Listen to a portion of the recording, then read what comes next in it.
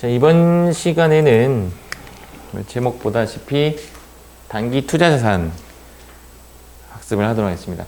아직 우리는, 그러니까 제목은 이제 당좌 자산이고 0102 했고요. 0102, 이번에 03 가는 거죠. 단기 투자 자산으로 갈 겁니다. 이전 수업 내용 문제 한번 보도록 할게요.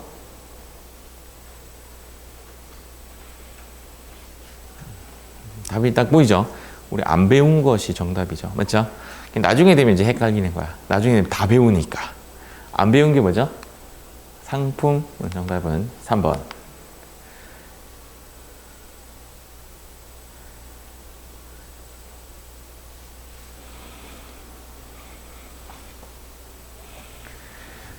다음에 설명하는 항목과 통합 계정으로 재무제표에 표시되는 것이 아닌 거.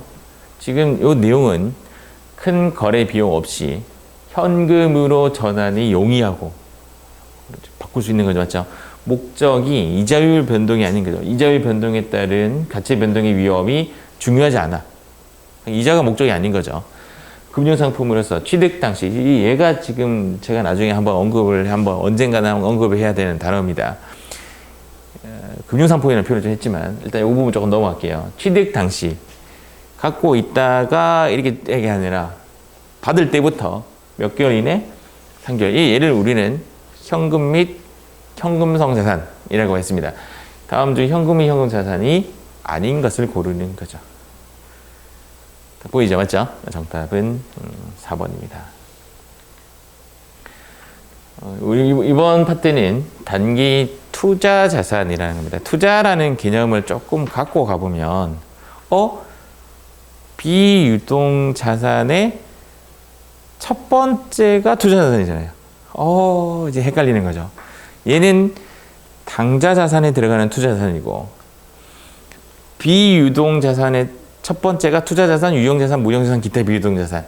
투자 자산, 그거랑 요거랑 이제 구분하셔야 돼요. 걔는 개념이 1년 이상의 개념이 들어가는 거고, 얘는 1년 이내의 그림이 그려지는 거죠. 유가증권. 이름에서 좀 보다 알 수 있듯이 유가 있다라는 뜻이고 가는 가치라는 뜻입니다. 가치가 있는 증권을 유가증권이라고 합니다.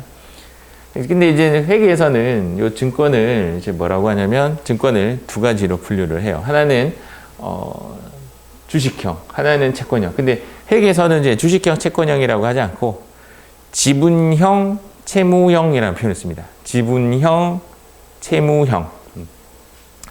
아마 주식 투자나 펀드 하시는 분들은 아마 자기 성향을 파악하는 그런 설문지를 받으시면서 너는 주식형이다, 너는 채권형이다 이렇게 표현하는 그 주식형은 주가의 변동이 좀 괜찮은 사람들을 주식형이라고 하고, 채권형은 그냥 줄에 올라가는 거를 채권형이라고 하는데, 회계에서는 얘를 지분형, 얘를 채무형이라는 표현으로 많이 씁니다. 일단은 분류는 크게 네 가지로 분류를 합니다. 내가 유가증권을 매입을 하면 이 네 가지 중에 하나로 씁니다. 첫 번째는 단기 매매증권. 어느 책에는 단기 투자 자산이라고 하기도 합니다. 이 이름 그대로 쓰는 경우도 있습니다. 그래서 얘는 이름이 두 개예요. 단기 매매증권이라고 하기도 하고 단기 투자 자산이라고 하기도 합니다. 그런데 프로그램에 들어가 보면 두 개가 존재하진 않아요. 프로그램에는 대다수 단기 매매증권으로 표시가 되어 있고 간혹 단기 투자 자산으로 표시되는 경우도 있습니다. 표시된다 해도 두 개가 동시에 존재하진 않는다고요. 그 프로그램 안에는 하나만 존재를 하게 되고, 그 다음 매도 가능 증권, 만기 보유 증권, 지분법 적용 투자 주식 이렇게 분류를 하는데, 얘는 일단 시험에 안 나와요. 얘는 안 나오는데 꺼내는 이유는 뭐냐면 이런 문구에 문제가 나올 수가 있습니다. 당사는 유가증권을 구입을 했다. 그래서 유가증권을 구입을 해서 단기 매매증권, 매도 가능 증권, 만기 보유 증권 중에 하나로만 분류를 할 수가 있다. OX. X인 거죠.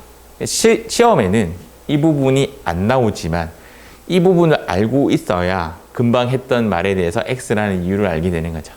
그래서 시험에서는 얘는 중요하지 않습니다. 그렇지만 우리는 유가증권을 매입하고 나서 세 가지로만 분류한다. 그 말은 틀린 말입니다. 두 번째, 단기 매매 증권이 키는요. 키는 단기가 키입니다. 단기 매매 증권은 단기가 키입니다. 근데 정의는 이렇게 정의를 내리고 있습니다. 단기간의 시세 차익을 목적으로 만들어졌다. 이렇게 합니다. 단기간의 시세 차익을 목적으로 만들어지고 그다음 이제 매매가 빈번하게 일어나고 이런 것들을 단기 매매 증권이라고 하고 만기 보유 증권의 키는 만기입니다. 자, 여기가 얘가 키인 겁니다. 이해하셨죠? 여기서는 얘가 키인 거죠. 만기 보유 증권. 만기까지 들고 갈 적극적인 의도와 능력이 있는 뭐 그런 걸 합니다. 그래서 키워드는 만기까지 보유하는 목적이 있어야 됩니다. 만기 보유 증권. 그런데 여러분들 일단 이 이름하고 좀 친해질 필요는 있어요. 단기 매매 증권, 매도 가능 증권, 만기 보유 증권 이렇게 되어 있는데 얘는 제가 좀 이름 바꾸는 걸 말하죠. 개명이라고 하면 만기 보유 채권으로 좀 외우시는 게 조금 좋습니다. 만기 보유 증권이 정확한 이름이지만 외울 때는 좀 만기 보유 채권으로 좀 외우시는 게 좋습니다. 씨름 선수의 유명한 천하장사. 그분이 좀 보수적이죠. 보수적이다 이래 보십니다. 만기 보유 채권. 예전에 포항에 있는 장모님하고 좀 많이 나오더니 좀 갑자기 안 나오대요. 재밌게 봤는데. 그렇죠? 지분법 적용 투자 주식. 이건 시험에 안 나오는데 키워드는 지분입니다. 키워드는 지분. 요거 말고 요거 먼저 보면 여기 키워드는 지분입니다. 그래서 이름 가지고 먼저 키를 잡을 수가 있습니다. 얘는 단기, 얘는 키가 만기, 얘는 키가 지분입니다. 그러니까 이름 안에 키가 들어가 있습니다. 열쇠가 이름 안에 있습니다. 아시겠죠? 단기가 키고 시험 문제에서 단기 나오면 답은 단기 매매 증권이 정답이에요. 시험 문제에서 만기 나오면 일단 답은 만기 보유 증권이 정답입니다. 물론 만기 보유 증권이 정답이지 만기 보유 채권이 정답이 아니에요. 시험 문제에 안 나옵니다. 됐죠? 그러면 이렇게 정의를 합니다. 얘는 뭐냐고요? 단기라는 말도 안 나오고 만기라는 또 말도 안 나오면 답은 뭐라고요? 얘가 정답이 되는 거죠. 그래서 이렇게 지금 되겠죠. 얘 정의 자체가 이거예요. 단기도 아니고 만기도 아닌 놈을 매도 가능 증권이라고 한다. 라고 표현을 합니다. 일단 이름하고 조금 친해지는 필요 있어요. 단기 매매 증권도 맞는 말이고 단기 투자 자산도 맞는 말이에요. 둘 다 같은 말이에요. 같은 말이라고 보시면 되고 키는 단기, 만기, 키 없음 이렇게 보시는 거예요. 그리고 얘 키는 지분인데 이렇게 적었네요. 지분이라는 개념은 느낌으로 가면 이런 거죠. 여러분들이 만약에 A라는 커피숍에 지분이 있다 이렇게 이해하죠. A라는 커피숍에 50% 지분이 있어요. 여러분이 자, 나는 그 커피숍에 50% 지분이 있어요. 이해가시죠? 그랬다가 우리 오늘 동창회 모임이 있어서 커피숍 가기로 해서 어디 갈 거예요? 그 지분 있는 그 커피숍 가겠지. 그래서 그 커피숍에 가서 친구들 다 데리고 갔는데 거기에 있는 종업원이 이렇게 손님 응대를 하는 거야. 왜 왔어? 바빠 죽겠는데 가세요. 이렇게 한 거야. 이해가? 근데 내가 지분이 있다는 걸 그 직원은 몰라. 이해가요? 근데 열받아요, 안 열받아요? 열받아서 그 나머지 50% 지분 있는 친구에게 전화하겠죠. 야, 그 친구 안 되겠는데 우리 이제 힘들 것 같은데 뭐가 있는 거죠? 영향력 행사가 가능하다는 거죠. 지분법 적용 투자 주식은 영향력이 있는 회사의 주식을 갖고 있는 경우, 통상 모회사, 자회사 뭐 이런 경우에 지분법 적용 투자 주식 이렇게 표현을 해서 목적은 팔고 사고 만기까지 보여 이런 목적이 아니라 영향력을 행사할 목적으로 보유하고 있는 주식을 지분법 적용 투자 주식이라고 하고 시험에 안 나옵니다. 아시겠죠? 시험에 나오는 애들은 요 세 놈입니다. 세 놈인데 접근하기 되게 좋아요. 단기는 단기라는 말을 무조건 해주고요. 만기는 만기라는 말을 무조건 해줘요. 둘 다 말을 안 하면 정답은 얘다 이렇게 보시면 됩니다. 키는 단기, 요 키는 만기, 요 키는 없다. 없다. 알겠죠? 얘 키는 지분. 우리 시험에는 안 나와요. 일단 이렇게 이름하고 좀 친해질 필요는 있고요. 두 번째, 성격에 대해서. 성격은 이 표를 완벽하게 외우시면 일단 좋습니다. 1번이고.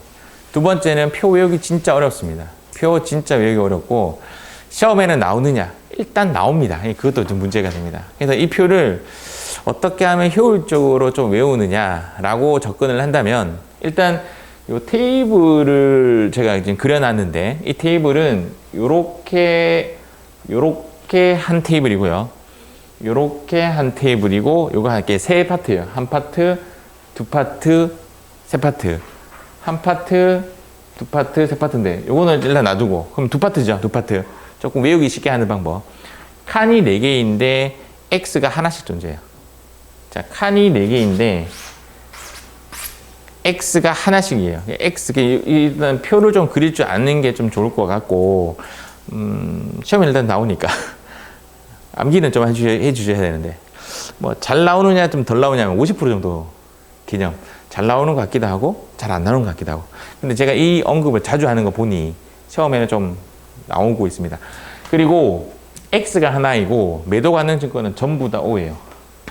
그러면 대충 이제 그 퍼즐 맞추기라고 치면 대충 감은 오죠. 지금 당좌, 투자, 지분, 채무인데 조금 더 중요한 걸 따진다면 얘가 더 중요합니다. 그럼 제가 지금 여러분들이 지금 보는 시선에서 이게 평면이었다고 하면 뭔가 입체적으로 막 튀어나오기 시작합니까? 얘는 일단 별로 안 중요해. 좀 집어넣고 얘는 중요해. 티 나오고 이해가죠? 그러면서 얘는 일단 보류해. 얘는 나중에 따로 외우고 그러면서 가장 중요한 거는 요 여섯 칸이 중요하다고 보시면 돼요. 일단은 이제 정리를 하면 요 중에서 x가 한 개 존재를 하고 전부 다 O예요. 아시겠죠? 전부 다 O. 그 차 중에 O 4개인 차가 뭐죠? 아우디. 내가 표현상 아우디라고 합니다. 아우디. 아니, 아우디입니다. 아시겠죠? 매도 가능 증권은 아우디입니다. 이렇게 해놓으면 길 가다가 아우디 지나가면 매도 가능 증권 재미없군요. 어쨌든 좀 시험 칠 때까지는 조금 머릿속에 넣어두세요. 아우디는 매도 가능 증권 쪽이에요. 두 번째, 얘가 제가 만기 보유 뭐라고 외우로 했어요? 채권이죠. 채권인데, 근데 얘도 X가 하나 있고요. 얘도 X가 하나 있는데 얘는 X가 2개 있고 얘는 X가 없어요. 이런 개념인데 X 하나, X 하나, X 하나. 만기 보유 채권이니까 여기 채무증권에 들어가요. 얘는 지분증권에 안 들어가요. 여기 X 하나 먹어요. 이해가죠?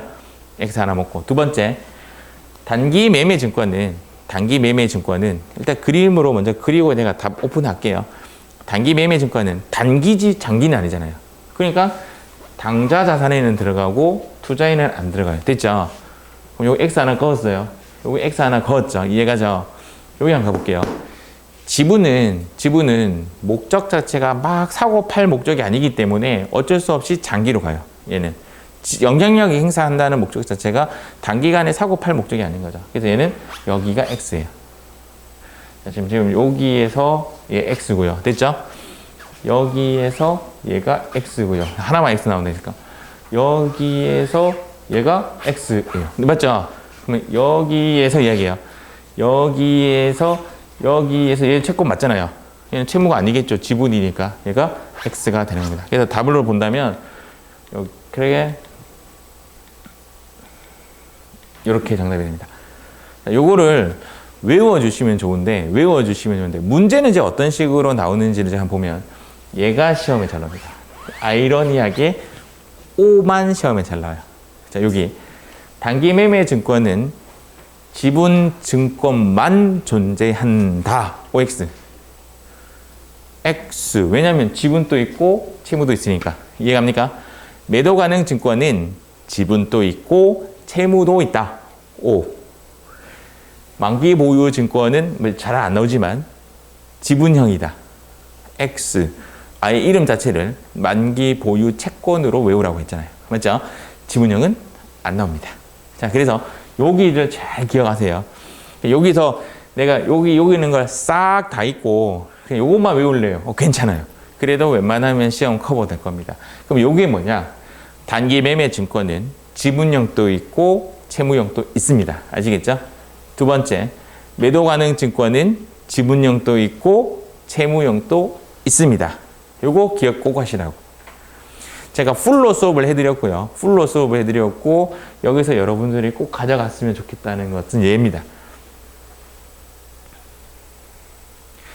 가장 좋은 건 이거 다 외우는 거예요. 매도 가능 증권 아우디라고 했고 맞죠? 한 라인당 X 하나씩 존재를 하고 있습니다. 맞죠? 그리고 여기서는 얘는 투자가 아닌 거고 얘는 지분이 아닌 거고 맞죠? 그리고 얘는 당자가 아니고 채무가 아닌 거죠. 나머지는 O다 이렇게 보시면 되고 시험은 X 쪽으로 나오지 않고 O 쪽으로 나와요. 그래서 단기 매매 증권은 지분형도 있고 채무형도 있습니다. 두 번째, 매도 가능 증권은 지분형도 있고 채무형도 있습니다. 그런데 이제 요거를 조금 해석을 하면 요거 먼저 볼게요. 요거. 단기 매매 증권은 당자 자산에만 존재를 하죠. 당자 자산에만 존재하는데 얘 두 개는 요거 시험에 잘 안 나요. 나중에 여러분들이 학습하다가 이제 궁금증을 남길 겁니다. 그럼 매도 가능 증권은 여기도 존재하고 여기도 존재하고 만기 보유 증권은 여기도 존재하고 여기도 존재하고 좋아요. 어떤 이야기냐 한번 잠깐 보여드리겠습니다.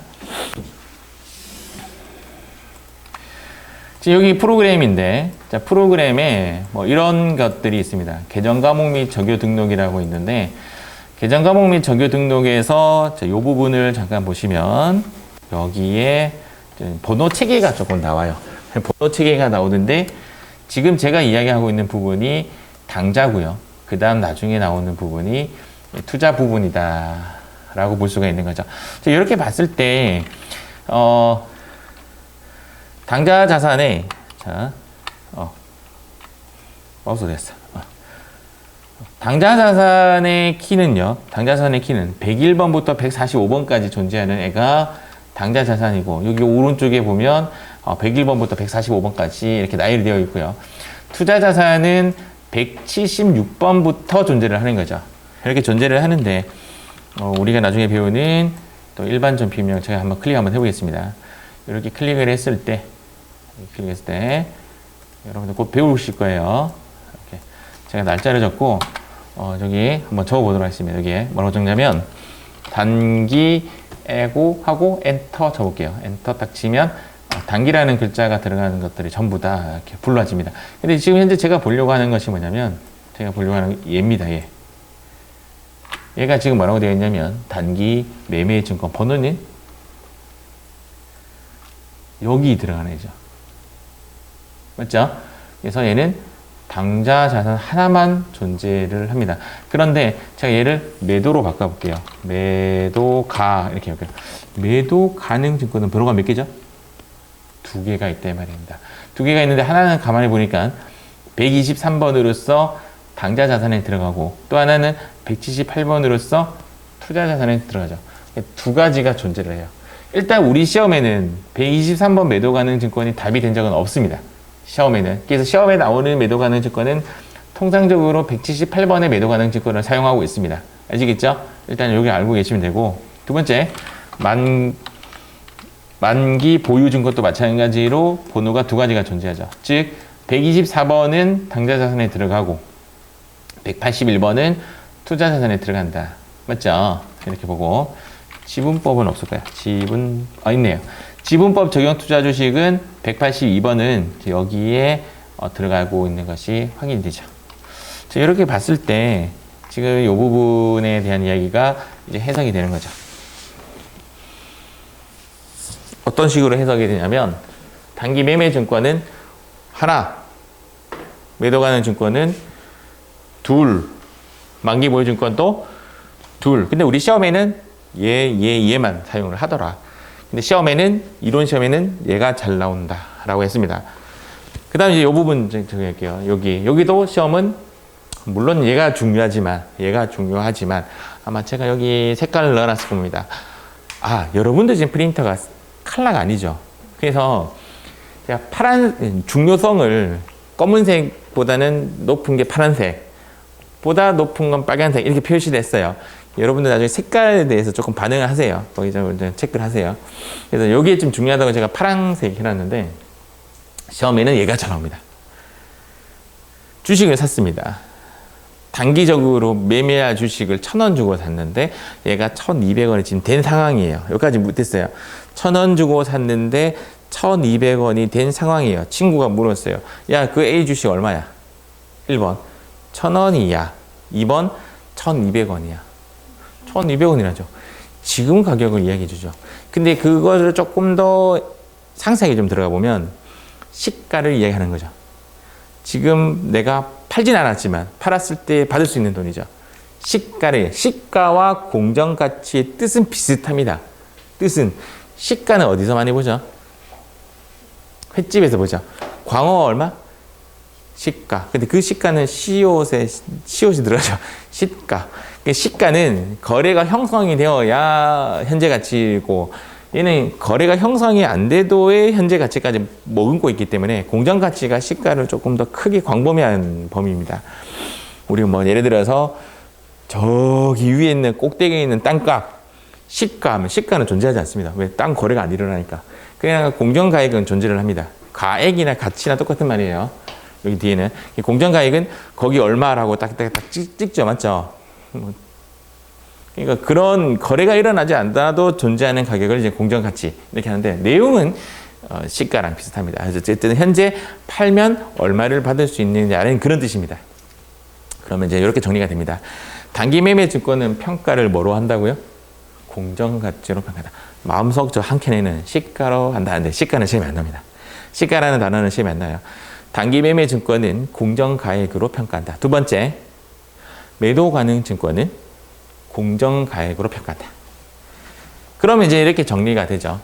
이제 시험에 잘 나오는 애들이 얘네들이란 말이에요. 단기 매매 증권은 지분 증권이기도 하고 채무 증권이기도 하고, 매도 가능 증권은 지분 증권이기도 하고 채무 증권이기도 하고, 이 시험에 잘 나오는 애들이. 그 다음 얘네들의 평가는 뭘로 한다고요? 공정 가치. 마음속에는 시가. 이렇게 기억을 하시면 좋을 것 같습니다. 시험에는 일단 요 6개는 좀 가져갔으면 좋겠습니다. 요 6개는 가져갔으면 좋겠고, 얘도 좀 중요합니다. 얘는 뭐냐면 만기 보유 증권. 여러분들이 내가 어느 채권을 샀는데, 또는 뭐 쉽게 얘기해서 적금을 들었다고 생각하면 좀 더 편합니다. 적금을 들어서 매달 100만 원씩 입금을 하면 원금은 뭐 1년 지나서 1,200만 원인데 수령 금액은 1,500만 원인 거 알고 입금하겠죠, 통상적으로. 중간에 누가 물어봤어요. 내가 너 지금 그거 얼마야? 물어봤어. 그러면 내가 불입한 돈이 얼마인지가 좀 중요하지. 어차피 나중에 만기 되면 1,500 받는데 굳이 지금 얼마인지 같이 안 따지잖아요. 그래서 얘는 원가로 표시하는 것을 중요시합니다. 근데 개념은. 근데 삼각후 원가라는 용어를 쓰는데, 삼각후 원가라는 개념은 뭐냐면, 사실은 이제 회계법상으로는 얘가 이렇게 가격이 붙어서 이런 그래프를 그리게 돼요. 실제적으로 만기가 돼서 150만 원이 된다면 이런 그래프를 그리는 그 계산법이 뭐냐면 복리식으로 계산합니다. 복리식으로 계산하는 거를 뭐라고 표현하고 있냐면 유효이자율법이라고 이야기해요. 용어가 되게 어렵죠. 유효이자율법을 우리가 좀 이해하기 쉬운 단어로 바꾸면 복리예요, 복리. 복리식으로 계산해서 얘를 거꾸로 역산해가지고 얼마다라고 평가를 하는 거죠. 이해가시죠? 얘가 주식형처럼 이렇게 출렁거리는 것이 아니라 그냥 그래프를 그려서 거꾸로 와가지고 지금 사면 얼마다라고 표현합니다. 지금 사면 얼마다. 이렇게. 그것을 용어로 삼각후 원가라고 합니다. 근데 얘도 과거에 시험에 아주 잘 나왔던 애들이에요. 얘가. 그러면 이제 시험상 중요성을 따지면 요렇게가 중요한 거죠. 요렇게. 최근에 요거 많이 나오고, 최근에 요렇게 뭐 유행 타는지, 최근에 요거 많이 하고, 옛날에 요거 좀 많이 나오고. 그럼 이렇게 정리가 됩니다. 다시 한번 정리할게요. 시험에 안 나오고 미리 오픈할게요. 시험에 안 나오고, 지분은 시험에 안 나오고. 그럼 여기서 이제 얘는 시험에 안 나니까 훅 밀 수 있죠.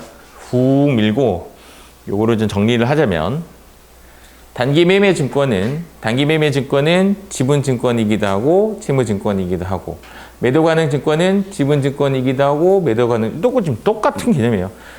단기 매매 증권과 매도 가능 증권의 평가는 뭘로 한다? 공정 가치로 평가를 하고, 단 만기 보유 증권만은 삼각후 원가로 측정을 하고, 그 계산 방식은 복리식 이렇게 시험에 안 나옵니다.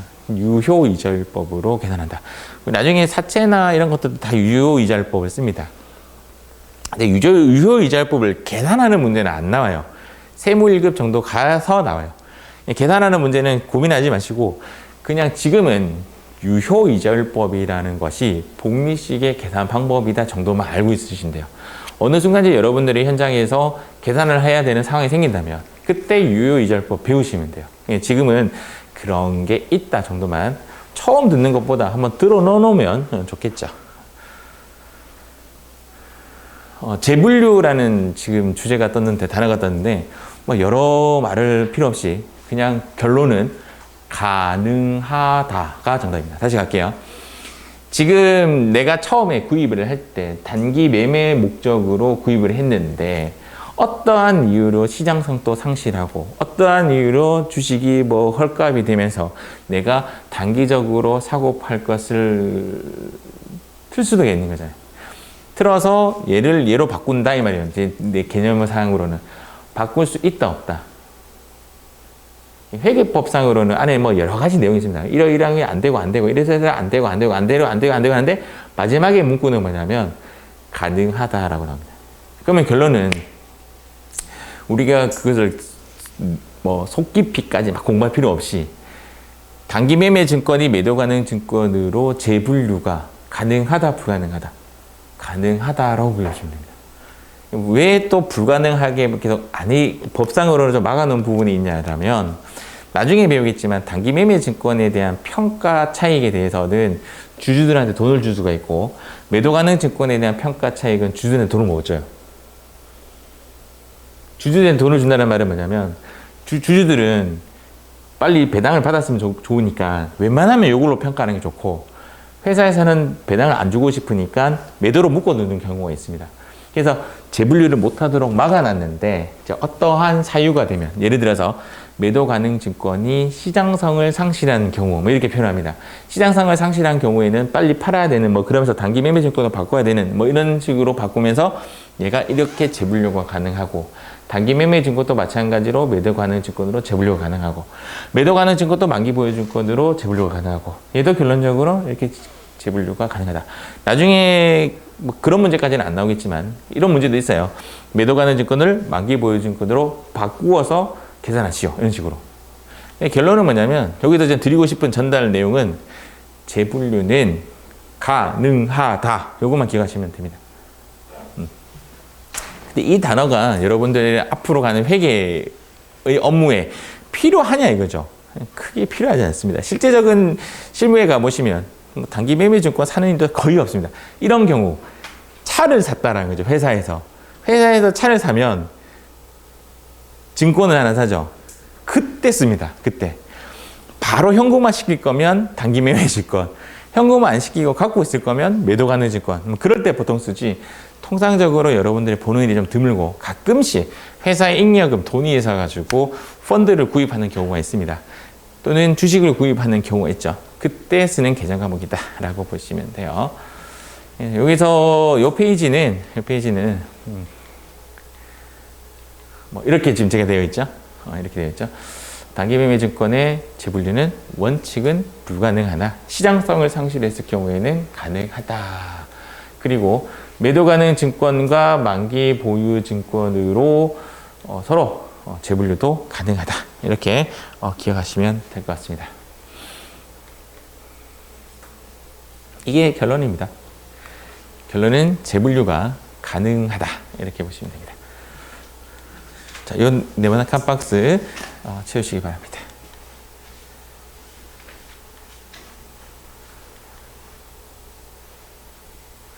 실제적으로 여러분들이 관심을 갖고 봐야 되는 부분은 여기에요. 실제적으로 여러분들이 관심을 갖고 내가 학습을 해야 되는 포지션은 아까 학습했던 부분은 이론 파트입니다. 이론 파트. 근데 실제적으로 여러분들이 시험에 포인트가 많이 가는 그 부분은 분기죠. 분계가 1차적으로 유가증권에 관련된 분계를 조금 싫어라 해요. 그 이유는 조금 머리가 아프니까. 두 번째 여러분들 또 싫어하는 파트가 환율 파트 좀 싫어합니다. 바꿔야 되니까 우리나라 돈으로. 예. 지금 이제 분계를 이제 세 가지를 한번 해볼 거예요. 취득 시, 평가 시, 처분시 이렇게 한번 해보도록 하겠습니다. 단기 보유 목적으로 여기까지 나오면 답은 일단 나오는 계정 과목은 단기 매매 증권이 나와요. 단기 매매 증권 나왔고, 두 번째 상장 회사인 A사의 주식을 주당 8,000원에. 자, 요 말 자체가 조금 헷갈릴 수가 있는데 좀 이해를 하세요. 100주가 있고 그다음 그 주식이 한 주당 800원. 어떤 것들은 좌로 표시하고 어떤 거는 주로 표시하고. 내용은 사실 똑같은 이야기예요. 한 좌당이라는 말도 있고 한 주당이라는 말도 있는데 어쨌든 8,000원에 구입하고 매입 수수료 5,000원과 함께 현금으로 지급했다. 첫 번째 가는 분계는 뭐냐면 현금의 위치입니다. 현금은 나갔어요, 들어왔어요. 그렇습니다. 그래서 첫 번째 해야 되는 것이 얘입니다. 얘. 이해가셨죠? 얘가고 지금 딱 보니까 100주에 8,000원에 80만 원의 단기 매매 증권이 발생되었어요. 들어왔죠? 단기 매매 증권. 맞죠? 요거는 자산 증가. 얘는 자산 감소. 그러면 요 5,000원을 뭐라고 표시할까요? 수수료 비용. 이렇게. 이 색깔은 무슨 색깔이죠? 제가 이거 빨간색으로 바꾸고 싶어요. 별표입니다. 별표. 아주 강한 별표입니다. 아주 강한 별표입니다.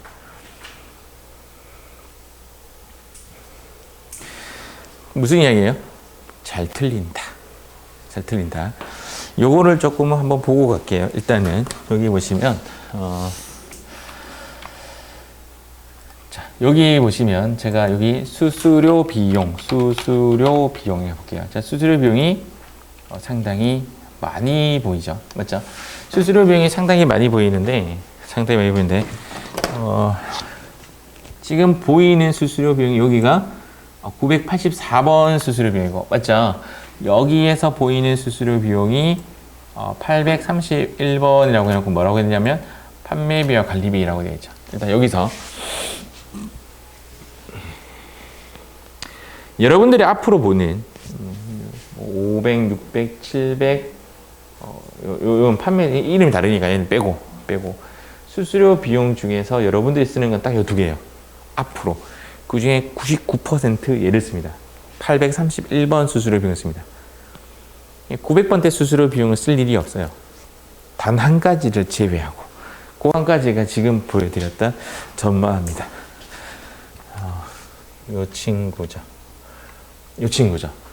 여러분들이 앞으로 수수료 비용을 전부 다 800번대만 쓸 건데 정말 유일하게 900번대 수수료 비용을 쓰는 경우가 단기 매매 증권을 매입할 때입니다. 그래서 내가 이거 빨간색으로 바꿔야 된다 이 말이죠.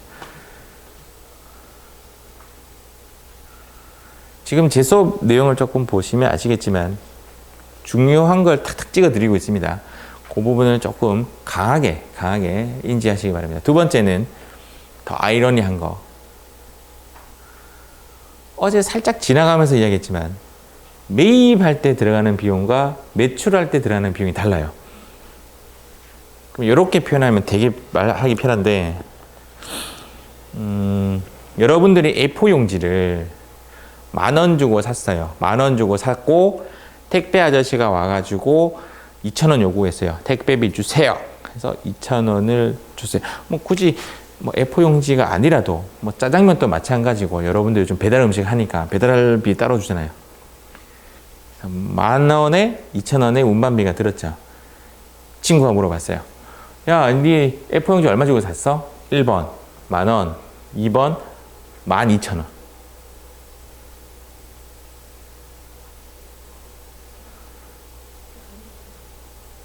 난 그러면 개념상으로 오프라인에서 사면 11,000원, 온라인에서 사면 10,000원. 근데 거기는 택배비 2,000원 별로부터 어디서 사요? 돈으로만 따지면? 오프라인에서 사지 11,000원 밖에 안 되니까. 왜? 내 개념상으로는 온라인 10,000원 돼 있지만 택배비 2,000원 붙잖아요. 그게 12,000원. 실제적인 개념 과목, 회계 개념 과목은요. A4 용지의 개념 과목이 소모품비예요. 실제적으로 10,000원 주고 사올 때 소모품비 10,000원이라고 쓰고 택배비 줄 때 소모품비 2,000원이라고 씁니다. 자, 지금 제 말 이해하셨어요? 운반비라는 용어를 안 써요. 소모품비라고 하고 택배비를 줘요. 왜요? 사올 때 들어갔던 가격은 사올 때, 이게 좀 전문용어로 바꾸면 매입 시 들어간 부대 비용은, 부대 비용은 곁들이 비용. 매입 시 들어간 부대 비용은 매입가에 넣는 다가 정의입니다. 이것은 단 한 가지를 빼고 뭐 예외가 없어요. 모든 것이 그래요. 운반비는 언제 쓰는데요? 판매할 때 씁니다. 매입할 때 쓰는 것은 매입가에 넣고, 판매할 때 쓰면 운반비라고 씁니다. 또 예외예요, 얘가. 그래서 예외가 2개 걸리는 놈이에요. 단기 매매 증권을 금방 뭐 했어요? 매입했잖아요. 과거 문제는요, 단기 매매 증권으로 표현되어 있습니다. 근데 법이 2016년도인가? 법이 개정되면서 쪼갈라져요. 왜 쪼갈라냐 했더니, 단기 매매 증권은 주로 사고파고가 자주 벌어지니까 그냥 그거는 수수료 비용을 빼버리고 매입가에 포함시키지 말아라고 회계 처리가 바뀌었어요. 그래서 여러분들이 옛날 문제 보면 얘가 단기 매매 증권 80만 5천 돼 있다 이 말이죠. 이해하셨습니까?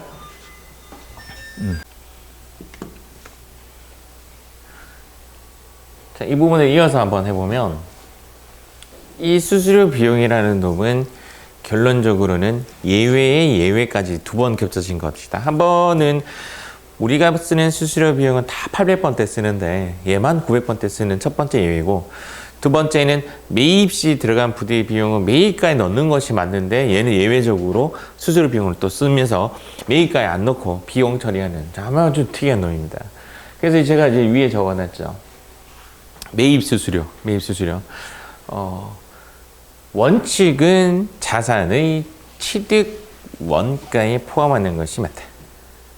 뭐 이렇게 이야기해도 여러분들 또 현장에 나가시면 택배비 전부 다 운반비 쓰고 있습니다. 매입 시 들어간 부대 비용을 매입가에 넣어야 되는데 이거 안 그래요. 그렇게 판매비와 관리비에 넣는 게 아니라 매입가에 넣어야 정확한 원가 분석이 가능합니다. 저는 이제 여러분들이 지금 회계 배우는 첫 번째 이유는 회계 뭐지? 하고 이렇게 호기심에 좀 일단 들어오는 겁니다. 들어와가지고 나중에 막 공부를 하다가 보면 막 공부하다 보면 이제 점점 어디로 가냐면 절세 쪽으로 가요. 어떻게 하면 세금을 적게 내고 막 이렇게. 그러면서 어떻게 하면 세금 신고하고, 이게 이제 2번째 단계예요. 2번째 단계는 내가 세금 신고도 내가 직접 해보고 절세도 어떻게 하면 세금 적게 내고 막 하다가 3번째 단계 넘어가는 게 뭐냐면 원가 분석입니다. 진짜 우리 회사 이익이 남는 건가? 진짜 완벽한 회계죠, 그게. 원가 분석. 그걸 원가 분석을 잘 하려면 얘네들을 잘 알아야 돼요. 판매비와 관리비에 들어가는 건, 그러니까 예를 들어서 우리 회사에 아도 팔고, 따도 팔고, 바라도 팔고 하는데 어느 것이 이익인지 어느 것이 적자인지 정확하게 분석을 해줘야 돼요. 이해가시죠? 그러면 안 팔리고 원가가 많이 들어가는 것만 없애더라도 그거는 확실하게 회사의 이익이 올라가는 거니까 그런 건 분석. 그게 이제 3번째 단계인데, 제가 아까 2번째 단계 뭐라고 했죠? 세금 신고라 했잖아요. 생각외로 세금 신고가 어렵지 않아요. 세금 신고는 생각외로 우리 수업은 세금 신고까지는 해요. 세금 신고까지는 하는데 3번째 그 원가까지 가는 부분이 말 그대로 회계의 꽃이라고 합니다. 정확한 원가 분석. 그것이 어떻게 시스템적으로 잘 만든다면 망하지 않는 사업을 하는 거죠. 망하지 않는 사업이 뭐예요? 안 해봐도 이미 얘가 얼마가 남은지 딱 알고 있는 거죠. 이해가시죠? 그렇게 돼야 돼요. 일단은 원칙은 일단은 자산의 취득 원가에 포함을 시켜서 원가에 들어가는 게 맞는데, 얘만 예외적으로 단기 매매 증권으로 분류를 한다 이 말이죠.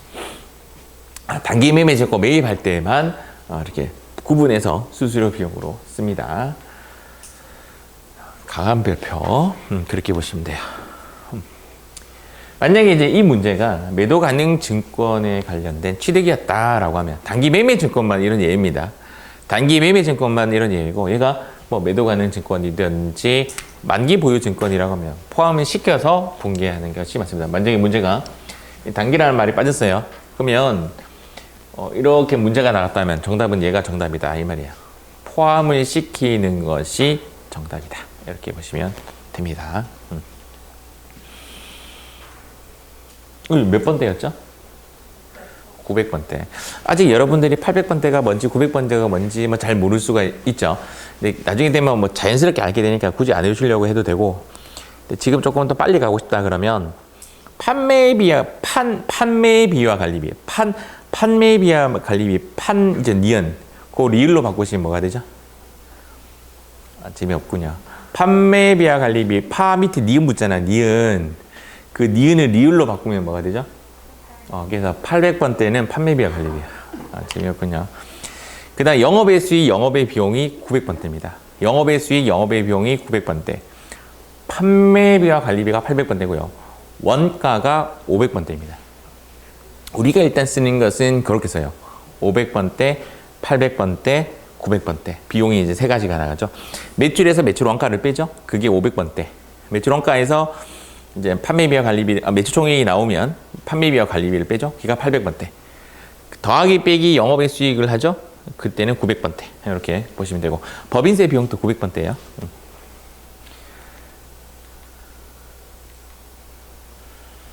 분계 조금 이제 더 진행해 보면 아까는 매입시였고요. 이번에는 처분시예요. 처분시. 처분시에서 중요한 내용 중에 하나는 뭐냐면 나갈 때 장부가액으로 나간다가 중요한 내용입니다. 나갈 때 장부가액으로 나간다. 저 머릿속에 무슨 말인지도 모르겠어요, 지금. 나갈 때 장부가액으로 나가야 되는데 나갈 때 판매가로 나가면 안 돼요. 조금 상상을 한번 해보고 이 문제 접근 한번 해볼게요. 내가 얘를 장부에 1,000원이라고 적었어요. 자, 1,000원. 실제적으로 왜 1,000원이 됐냐면 사온 가격 800원이고 200원은 택배비였어요. 1,000원이라고 적었어요. 얘를 장부에 1,000원이라고 적혀 있고 얘를 얼마에 팔 거냐면 1,200원에 팔 거예요. 이해가죠? 그러면 지금 현재 얘가 들어와 있는 상태니까 여기에 있겠죠. 1,000원이. 이해합니까? 얘가 나갈 거예요. 이게 나가니까 오른쪽에 나가죠. 얼마에 나간다고요? 1,200원에 나갈 거예요. 1,200원에. 여기에 얼마라고 적어야 된다고요? 1,000원이라고 적어야 된다고. 1,200원 적으면 어떻게 되느냐? 장부에 이는 들어온 건 1,000원이라고 해놓고는 나갈 때는 1,200원에 나갔다 그러면 마이너스 200원 더요. 장부에. 그래서 장부에 적혀 있는 가액을 그대로 아웃시켜줘야 돼요. 그리고 들어오는 돈이 1,200원이 되는 거죠. 그러면 그림이 여기에 1,000원이 아웃됐고 여기에 돈이 1,200원이 들어왔으니까 균형상 얘가 무거워졌잖아요. 그래서 대차평균의 원리에 의해서 여기 200원이 붙죠. 자, 여기에 1,200원이 들어왔고 얘가 1,000원이 나갔으니까 균형이 이렇게 무너졌단 말이에요. 그럼 여기 200원이 들어와야 평균을 이루니까 요 200원을 뭐라고 하냐고요? 수익이라고 한다 이 말입니다. 그래서 대차평균의 원리에 의하면 자가 검증이 가능하다. 복식부기의 원리는 자가 검증이 가능하다. 그래서 그런 이야기 하는 겁니다. 일단 내용은 이제 그렇게 알고 계시면 처분시는 결론적으로는 매도 장부가액으로 아웃되는 거예요. 단기 보유 목적으로 보유 중인 A 주식 100주를 장부가액 무슨 말인지 아시겠죠? 장부 책에 적혀 있는 금액이 얼마냐면 80만 원이 되어 있는데 주당 10,000원이면 100만 원에 처분했다 이 말입니다. 자, 이까지 이해하셨어요? 자, 80만 원짜리가 100만 원에 처분했어요. 느낌상 이익이에요, 수익이에요? 아니, 똑같은 말이잖아. 수익이죠. 자, 느낌상 수익이죠. 어쨌든 오른쪽에 나가는 단기 매매 증권의 금액은 얼마나 적어야 된다고요? 80만 원 적어야 돼요. 요것을 많은 사람들이 100으로 적는 오류를 범해요. 여기 100 적고 여기 100 적으면 균형이잖아요. 그럼 수익이 발생이 안 되지. 장부에 어떻게 되냐고요? 마이너스 20 떠요. 그래서 단기 매매 증권 80만 원짜리를 이제 100만 원에 팔았으니까 이제 느낌상으로는 수익이고 일단 쉬운 거부터 하면 보통 예금이 쉽죠. 차변에 들어온 보통 예금은 얼마다? 100만 원 적고 오른쪽에 나간 단기 매매 증권은 장부가액으로 나가야 돼요. 아시겠죠? 장부가액으로 나갔던 단기 매매 증권의 이 가액, 이거 잘 틀리는 요 가액은 80만 원이 되는 거죠. 그래서 차변과 대변에 불균형이 일어났기 때문에 일단 20만 원 집어넣고 고민을 합니다. 오른쪽은 수익이다, 비용이다. 수익이다 이 말이죠. 그래서 여기에 쓰는 계정 과목 이름이 단기 매매 증권 평가했어요? 처분했어요? 지금 현재 내용이 처분해서 생긴 수익이다 라고 하는 뜻인데 이때는 또 답은 이익으로 되어 있네요. 그래서 혼용한다 그랬다. 기억나죠? 계정 과목 이름에는 수익과 이익이 혼용이 좀 되어 있습니다. 근데 뜻은 수익이에요. 여기에서 말하는 이익은 는 이익의 뜻은 아니에요. 그래서 얘는 우리가 갖고 가야 되는 느낌으로는 단기매매 증권 처분 수익이다 이렇게 보시면 되고 실제적인 이름은 단기매매 증권 처분 이익으로 되어 있습니다. 이익이지만 수익 발생이다 이 말입니다. 이익은 우리가 따로 분개하고 하는 것이 아니라 결과물일 뿐이에요. 자, 다음 단기 보유 목적으로 보유 중인 A 회사의 주식 100주를 장부가에 8,000원에 주당 5,000원 처분하고 대금은 보통예금 통장으로 입금받아서 조금 더 빨리 한번 분개 한번 해보겠습니다. 보통예금 얼마 들어왔죠? 5,000원에 100주니까 어디에? 보통예금 왼쪽에 오른쪽에? 왼쪽에 50만 원. 그럼 오른쪽에 나가는 단기매매 증권은 얼마? 그렇죠. 장부가액으로 내보낸다는 거. 균형이 요렇게 됐죠. 이해가시죠? 그러면 30만 원 찍고 기다리겠습니다. 30만 원 찍고 이익이다 손실이다? 손실이죠. 뭐 했는데? 처분했잖아요. 그래서 얘를 단기매매 증권 처분 손실이다 라고 합니다. 얘가 평가 손실도 있고 처분 손실도 있어요. 평가는 갖고 있다가 가격이 변동하는 거 그런 걸 평가 이익 평가 손실이라고 처분 이익 처분 손실은 버리는 거죠. 버린 거에 대한 이익이나 손실은 주주에게 배당을 해줘야 되기 때문에 나중에 영업의 비용 영업의 수익으로 분류를 합니다. 물론 단기매매 증권 평가 이익 평가 손실도 단기간의 차이라고 해서 얘도 영업의 수익 영업의 비용으로 처리를 하고 있고요. 처분의 개념은 무조건 내 손에서 떠났기 때문에 배당의 의무가 생기는 거죠.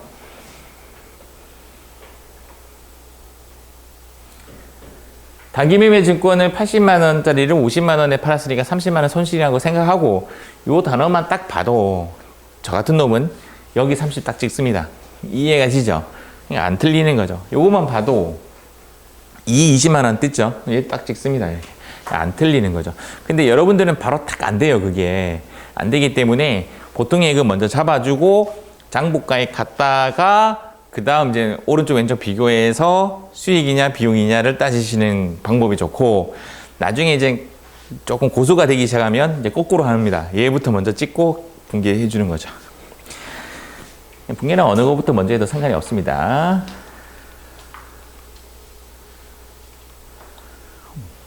자, 아까 제가 처분하는 이익과 처분 손실이 있다면 얘는 평가 이익과 평가 손실이 있는데요. 얘는 장부가 자체를 변동시키는 겁니다. 장부가를. 장부가가 지금 현재 80만 원이 되어 있는데 얘를 얼마로 바꿔라? 85만 원으로 바꿔라. 상식적으로 장부의 80만 원을 화이트로 칠해가지고 85만 원으로 바꿀 거예요. 이해가죠? 그러면 방법이 있잖아요. 80만 원을 다 빼고 지금 80만 원 여기 있습니다. 80만 원을 다 빼고 85만 원 거는 방법이 하나 있고 다시 무슨 말이냐면 여기에 80만 원이 채워져 있어요. 여기까지 이해하셨죠? 다 간단한 이야기를 제가 되게 어렵게 하고 있습니다. 지금 80만 원짜리를 85만 원으로 바꿀 거예요. 방법은 80만 원 다 버리고 85만 원 채우는 방법이 하나 있고 또 하나는 5만 원만 더 보충하면 되죠. 회계는 보충법을 써요. 보충법을 쓰니까 뭐만 하면 되죠? 5만 원만 더 증액시키면 되지. 그걸 보충법이라고 해요. 금방 제가 이렇게 다 버리고 다시 채워 넣는 작업은 총익법이라고 하는데 법인세법에서는 총익법을 써요. 근데 우리는 시험에는 그냥 결론적으로 뭐만 나오겠다? 보충법만 나옵니다. 그래서 80만 원짜리를 85만 원만큼 더 보충하려면 얼마만 더 인시키면 되죠? 그래서 여기에 단기매매 증권 5만 원을 이렇게 인시킨다고요. 인. 됐죠? 팩트는 끝났어요. 단기매매 증권 5만 원 인시키고 오른쪽은 이익이다 손실이다. 이익이죠. 단기매매 증권 땡땡 이익이라고 쓴다고. 그 땡땡은 처분이에요 평가예요? 평가죠. 여기서 평가이. 요런 글자는 수익으로 인식을 하시고요. 요런 글자는 오른쪽이면 이익, 왼쪽이면 손실. 이렇게 보시면 돼요. 수익하고 이익하고 혼용하지 마세요. 우리 분계의 이익은 안 나와요. 분계에 나오는 이익은 전부 다 수익의 개념이에요. 수익, 비용, 이익, 손실. 이익, 손실 딱 심으세요. 아시겠죠? 오케이. 비용이니까 손실. 그렇게 보시면 됩니다. 결산을 현재 단기 보유 목적으로 여기서 나오는 단어는 단기 매매 증권이고 A 주식의 장부가가 80만 원 되어 있는데 75만 원으로 바꾸래요. 지금 80만 원 되어 있는데 75만 원 바꾸려면 내 인 되어 있는 놈을 아웃시키면 되죠. 그래서 단기 매매 증권이 얼마 아웃되면 되죠? 5만 원이 아웃되면 됩니다. 그래서 오른쪽에 5만 원이 아웃되는 거죠. 끝! 팩트는 내 장부에 80을 75로 바꿨어요. 여기까지만 분개를 해도 내 장부는 75로 바뀝니다. 75로 바뀌고 여기 뭐 쓴다? 단기 매매 증권 평가 손실 5만 원이라고 쓰면 되겠죠. 이 부분은 잠깐 보여드리겠습니다. 이제 어떤 이야기냐면 지금 제가 재무상태표를 한번 보여드리겠습니다. 보면 조금 더 이해가 갈 수가 있어요. 여기 보시면 단기 매매 증권이라는 게 없죠. 제가 단기 매매 증권을 장부과 인시키도록 하겠습니다. 그래서 단기 매매 증권을 이렇게 지금처럼 80만 원이라고 적겠습니다. 대변에는 현금이라고 하고 그랬을 때 재무상태표에는 단기 매매 증권이 80이라고 찍히죠. 맞죠? 얘를 85만 원으로 바꾸는 방법이 뭐냐? 자, 지금 단기 매매 증권 80을 85로 바꾸는 방법이 무엇이냐? 자, 날짜를 좀 바꿔서 한번 입력 한번 해볼게요. 차변에 단기 매매 증권 얼마만 더 인시키면 되죠? 5만 원만 더 넣으면 되지 뭐. 이해갑니까? 여기까지만 하고 대변 안 만들었어요. 대변 안 만드니까 지금 어떤 문제가 발생되느냐? 차변 대변에 불균형이 생기겠죠. 그래서 제가 이 상황에서 그대로 조회를 누르겠습니다. 그러면 얘가 지금 얼마가 됐죠? 85만이 됐죠. 요거 이해갑니까? 다시 지울게요. 아까 차익이 발생되었다는 뜻이고요. 지금 현재 80만 원이 되어 있는 장부를 75만 원으로 바꾸려고요. 이해가시죠? 그러면 어디에? 대변에. 이해가시죠? 단기 매매 증권을 5만 원 아웃시키면 되지 뭐. 대변하지 않았어요. 차변 안 넣었어요. 이렇게 하고 나서 조회를 누르면 얘가 얼마로 바뀐다? 75만 원으로 바뀐다 이 말이야. 제가 봤을 때는 회계 프로그램은 그냥 또 다른 엑셀 프로그램밖에 안 돼요. 그렇게 어려운 프로그램이 아니라는 거예요. 더하기 빼기 이렇게 해주는 그냥 논리적으로 가는 거죠. 물론 이제 이렇게 하고 이제 종료를 하면 대차 차익이 발생되기 때문에 에러는 떠요. 이런 식으로 에러를 뜹니다. 에러를 띄우지만 제가 강제로 꺼버렸네. 지울게요. 이런 식으로 평가를 하면 돼요. 프로그램 다루는 거는 다음 주 되면 바로 다룰 겁니다. 프로그램 다루는데 뭐 제가 느끼기에는 젊으신 분들은 뭐 프로그램에 어려워하지 않습니다. 심지어 독수리 타법조차 프로그램은 쉬워해요. 그냥 프로그램에서 여러분들이 어려워서 애로사항이 있다 이런지는 않을 거예요. 프로그램은 금방 익숙해질 거고 오히려 분계가 어렵죠. 맞죠? 그렇게 보시면 됩니다. 자, 이렇게 해서 마지막 이제 하나 더 분계 기출 문제 한번 보도록 하겠습니다. 상당히 어려운 문제입니다. 상당히 어려운 문제. 오늘 제가 한번 보도록 할게요. 상당히 어렵습니다. 같이 풀도록 하겠습니다. 단기 매매 증권에 관한 자료가 다음과 같은 경우에 단기 매매 증권의 처분 이익은 어떻게 되는가? 풀이 방법이 분계를 통해서 풀이 방법이 있고 그냥 그림으로 그려서 풀어보는 방법이 있어요. 어떤 방법에서도 괜찮은데 저는 이쪽으로 가는 것을 추천해드려요. 왜냐하면 얘는 시간이 많이 걸릴 수밖에 없어요. 분기까지 하려니까. 첫 번째 팁. 단기 매매 증권이나 매도 가능 증권이나 이런 문제가 났을 때 이런 주당 액면 가액 이런 글자 있죠. 주당 뭐 액면 5,000원 이런 글자. 액면이라는 글자가 나오면 그냥 무시하시면 됩니다. 이렇게 무시하시면 돼요.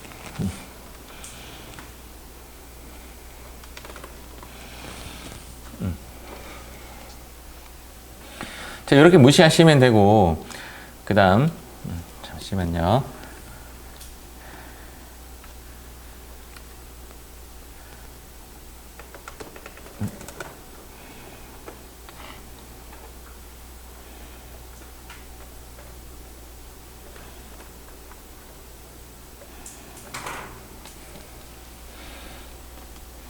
자, 다시.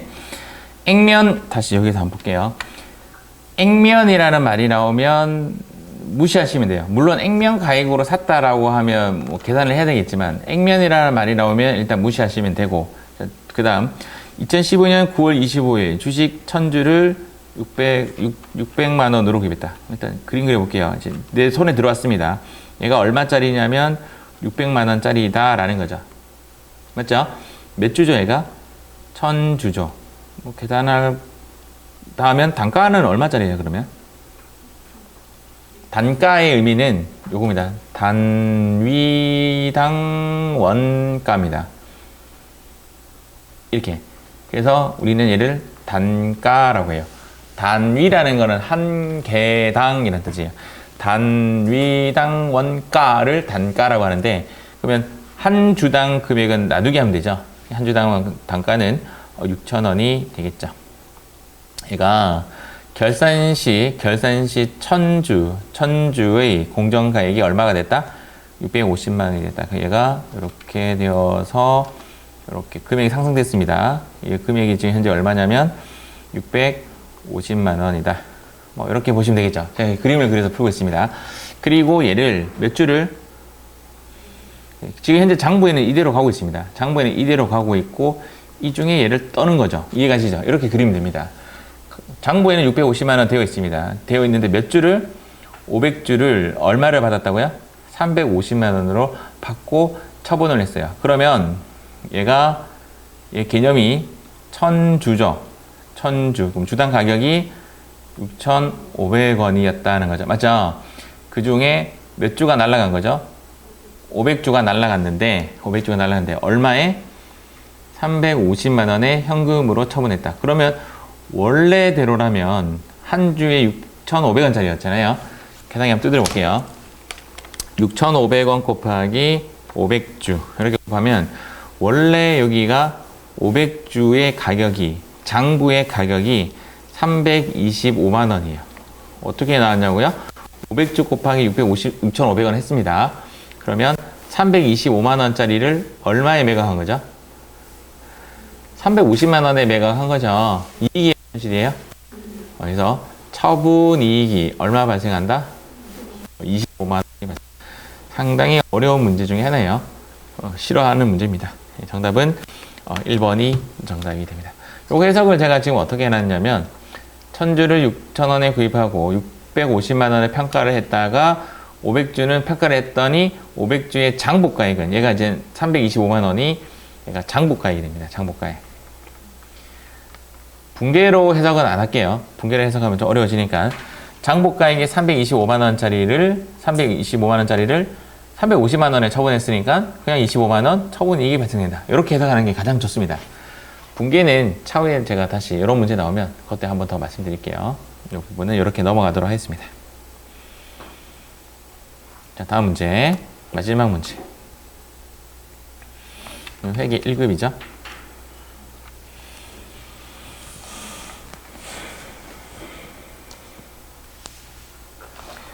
자, 다음 중 기업회계 기준에 의한 유가증권에 관한 설명이다. 옳지 않은 것은, 저럴 때는 아는 것에 이런 거 보셔야 되고, 만기 보유 증권으로 분류되지 아니하는 채무증권은 제가 얘를 만기 보유 뭐로 외우라 그랬죠? 만기 보유 채권인데요. 만기 보유 증권으로 분류되지 않은 채무증권은 단기와 매도로 분류된다. 단기와 매도는 채무증권이라고 할 수 있죠. 증권도 있고 채무도 있으니까. 얘도 채무, 얘도 채무, 얘도 채무. 즉 만기 보유 증권으로 분류되지 아니하는 채무 증권은 단기나 매도로 분류될 수 있다. 맞죠? 네, 맞는 말입니다. 2번 단기 매도는 공정가치로 평가한다가 맞는 말인데요. 만기 보유 증권은 상각 후 원가, 즉 유효이절법으로 평가를 하죠. 정답은 2번이 정답이 됩니다. 단기 매매 증권이 시장성을 상실한 경우에는 매도 가능 증권으로 재분류해야 한다. 맞는 말이고요. 만기가 확정된 채무 증권을 만기까지 보유할 적극적인 의도와 능력이 있는 경우에는 만기 보유 증권으로 분류한다. 맞죠? 만기 보유 증권은 키워드가 만기입니다. 얘는 맞는 말이 되는 거죠. 자, 이렇게 해서 우리 어려운 단기 투자자산 파트를 마무리 짓도록 하겠습니다.